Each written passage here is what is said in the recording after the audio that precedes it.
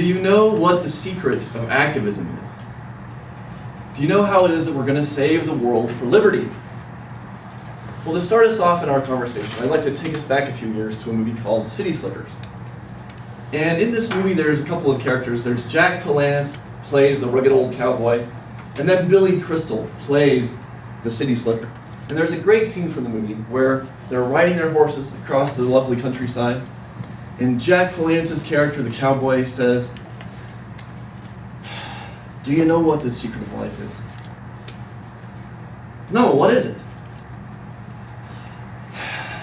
"It's this." "What, your finger?" "One thing, just one thing. If you're true to that one thing, all the rest don't count for squat." "Well, that's great, but what's the one thing?" "Well, that's for you to figure out." So what is the one thing? I think it's clear why we want the one thing in our general lives, because we want to live rich, fulfilled lives. But what's the one thing in activism, and why should we even want to be an activist? Well, I want to remind you of a few facts regarding what our nation is facing right now. The total national debt right now exceeds $15 trillion, or about $50,000 for every man, woman, child in the country.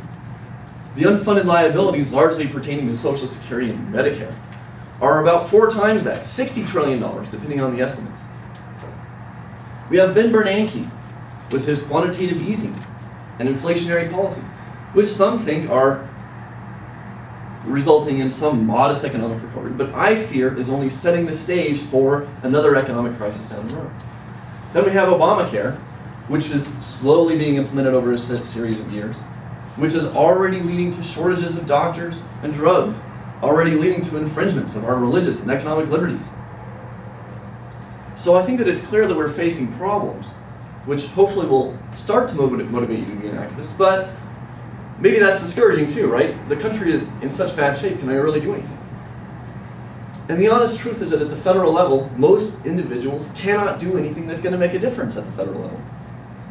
But that's why I'm such a big believer in regional activism, which is what many of us in this room do. It's at the regional level that we can actually communicate with our elected officials and, hey, often even get a response back, where we can meet the other activists in our area and communicate our ideas and share ideas and encourage other people to become better activists. This is where we can actually talk to the people who will then down the road run for state legislature, who will then down the road run for US Congress. So ultimately, it's by being active at the regional level that we influence federal policy ultimately anyway. So hopefully this will give you a little bit better idea that we can actually be activists and do something that's effective. And if you need evidence for that, look around the room. There's ample evidence provided right here. And that brings us back to the one thing. What is the one key to activism? That's what you got to figure out. Diana, I think Diana's found her one key. Do you want to summarize it in 10 seconds? I'm interested in the application of abstract ideas to regular, ordinary life. And every day, every week, you can find her podcasting, live streaming on the internet. Tomorrow she'll be doing this. Other people have found their one thing. Ben's one thing, I think, maybe is the Constitution and studying the founders and revealing this knowledge to others. Jeffrey's one thing seems to be organizing the business community. And so, and pushing, advocating the liberty agenda through that. Regina, my understanding is Regina's one thing is helping to organize the Tea Party movement here in Colorado. And so we all have one thing that we can be really enthusiastic about and pursue. And again, this is especially important to do at the regional level, where after all, we already live in a beautiful land where the dominant idea or the dominant position is pro-liberty. Generally in the interior West, if you think of this swath of country, from Texas up to Idaho roughly, people, not always, but more often, that's the trend, is to want government out of our homes and out of our bedrooms. So that we have a great we have a great place to live where we can actually advocate liberty and put our one thing into practice.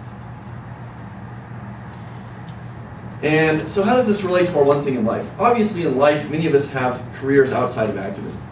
And Jack Palance's character is right. You have to have one thing that's organizing your principle, that's organizing your life.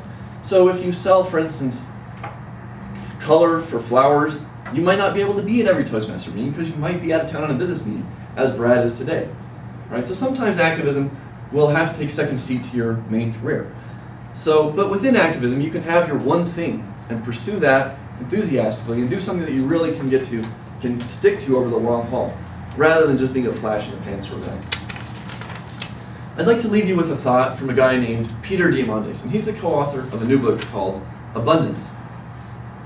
And he says the following: the best way to predict the future is to create it yourself. So I would encourage you to help create the future of liberty that we want to live in by finding and developing and honing your one thing in activism.